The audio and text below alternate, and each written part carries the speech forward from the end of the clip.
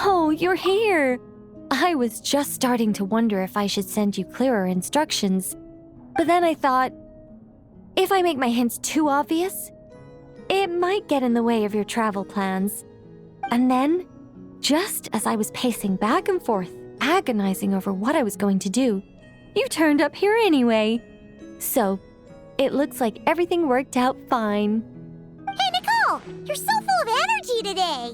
And words! You're so full of words! I'll take that as a compliment. All right then, are you ready to check out my next room? Is this Nicole's studio? Why is it just a bunch of empty frames on white walls? Let's take a closer look.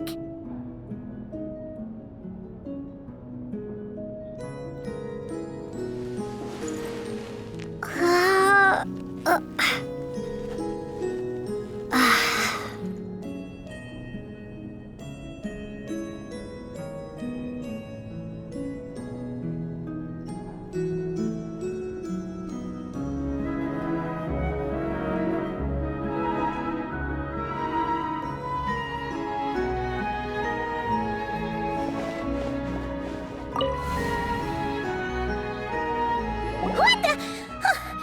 Paimon almost had a heart attack being sucked in by a painting like that. Wait a sec. This place looks familiar. Oh, it's the table where the mages hold their tea parties. It all started the first time Alice invited me for tea. On that day, I didn't attend in person, mostly because back then, I still hadn't decided whether I really wanted to join the Hexen Circle or not. Alice was the only one there who knew my true identity. She warned me not to say a word or let anyone else discover who I was. I was only supposed to observe. And then what happened? Well, then I concluded that she was punishing me for my hesitation to join. Everyone was talking about such interesting things. How could I not chime in? And of course, when you're in the middle of a conversation and someone throws out a question you know the answer to, how are you supposed to keep your mouth shut? Which brings us to the bet between Barbeloth and Alice, Rhindaughter's forbidden creations, Ivanovna's political machinations. It was like a series of exquisitely acted plays, distilled within the confines of a teacup. Their words alone were enough to ignite my instinct to lay the truth bare before them. So, you piped up inside their heads? Of course not. Even though I felt like my head was going to explode, I still made sure to hold it all in.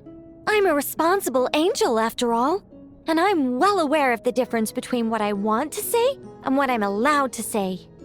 So, I had a private little word with Alice inside her head, just me and her, and I agreed to join the Hexen Circle, right there and then. She was quite happy about my decision, but as for the talking inside her head, well, she claims that over the next few days, she had such a headache that she had to visit a doctor in Liyue to get some relief. But she can hardly blame me for that.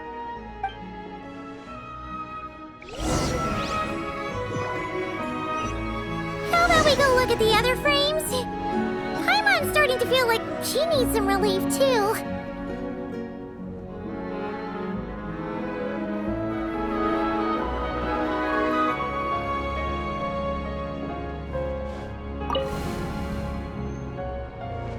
Is that an Irminsul tree? Oh, this painting here? You're clearly no strangers to the white trees. But did you know that the first angel's betrayal happened beneath one of their very boughs?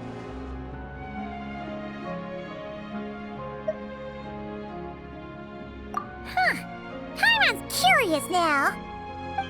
Well then, I guess it's finally time for me to tell you a tale of romance and horror. Let me just think how best to protect the identity of those involved. All right, got it.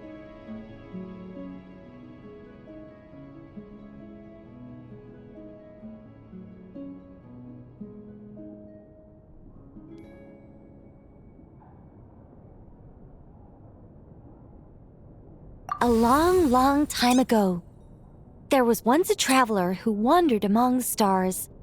They were nothing like you, but that's not important right now. One day, he traveled to a silver tree to visit the princess of the morning star. Before long, he started asking her about her kingdom's most forbidden secrets.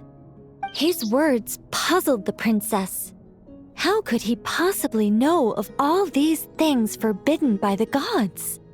The young man revealed his origins and showed the princess things she had never seen before. A free will and love, both noble and spiritual. His words awakened her sense of self, hitherto shackled by the gods. Her heart soared, carrying her beyond limits she had never crossed before.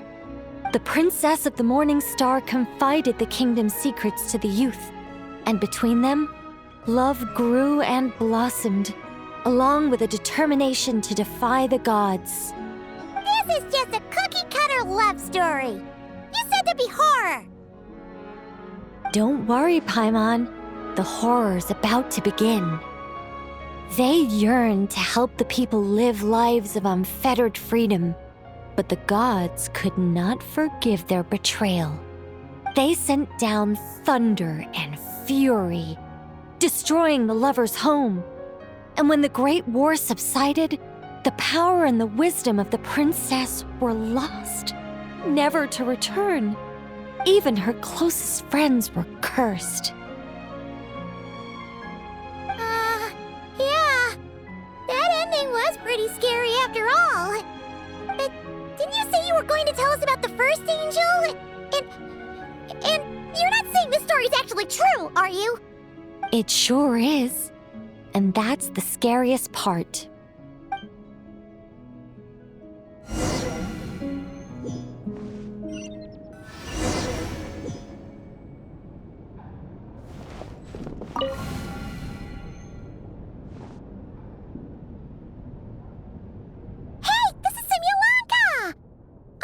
But why are there light novels from Yai Publishing House all over the floor? Well, on the subject of my literary enlightenment, my greatest inspiration of all is none other than Lady Anya herself. She was the last to join the Hexenzirkel, and yet the first to leave. I loved all of her stories, whether it was just an idea or a fully fleshed out manuscript. Anya was always so skilled at making her readers gasp with joy.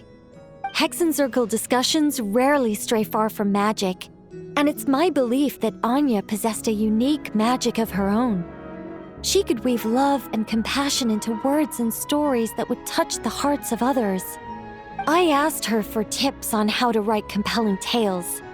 She taught me a lot of tricks and techniques, but in the end, my biggest enemy has always been myself.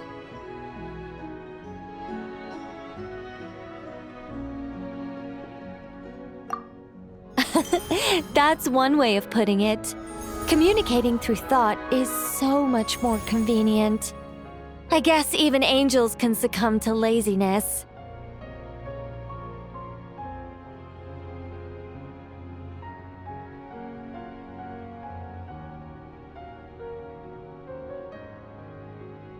However, recently I've resolved to make an effort, even if it's just to spare myself reproaches from a certain old silly friend of mine. Ooh! Does that mean we're finally gonna get to read something you've written? Who said anything about writing? I'm talking about buying popular works from the last few centuries to flip through in my spare time.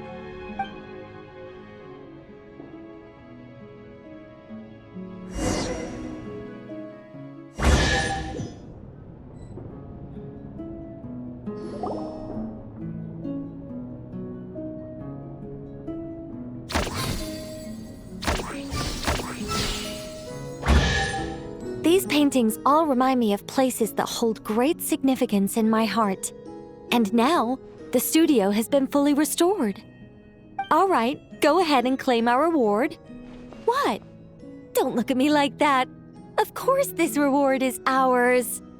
You're not going to leave this chest unopened, are you? I can't let you leave if you do. Besides, after telling you so many stories, don't I deserve a reward of my own?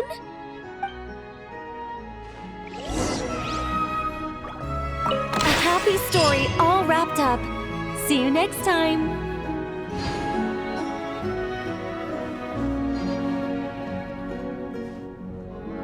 Come to think of it, this Mage's Lodge holds a special significance for me, too. A painting within a house within a painting, worlds within worlds. Fascinating, isn't it?